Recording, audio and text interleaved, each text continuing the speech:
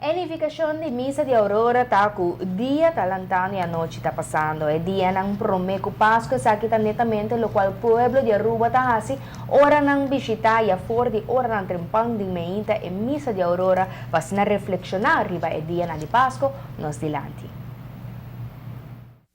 Preparação não está andando para o dia de festa e missa de Aurora, seguro, não porque dá fome.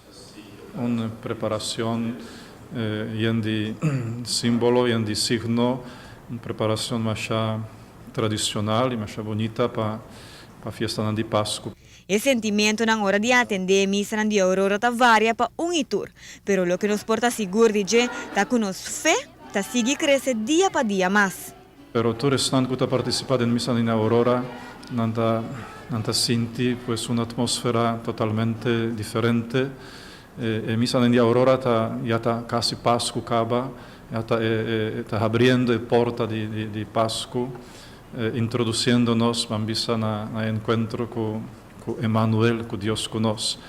Y cada persona que está participando en misa de Aurora, pues está sinti pena con anta acaba, sinti tristeza con anta terminando, y ta toma un propósito que el próximo año con Dios que lo participa mescos de nan. Mi ta invita especialmente a que nunca ha participado o que tiene algún flojera o algún miedo para lanta trempan, para tomar propósito para vai más que para un misa de Aurora, y si vota vai para un queremi lo volve lanta para el siguiente también, para sobra algo precioso. Banda di Esaki un mensaje per dia di fiesta nos dilanti, no por aqui da fome.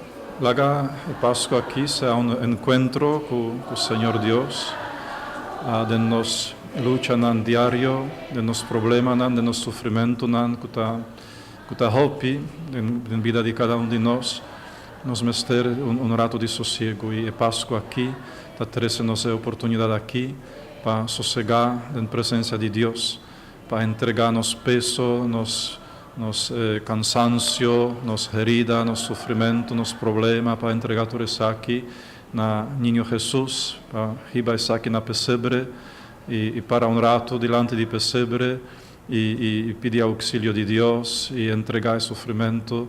Pues, laga isso aqui sea un encuentro con Salvador, que está bien para aliviarnos, para consolarnos, para salvarnos, pero también la Pascua aquí sea un encuentro con otro.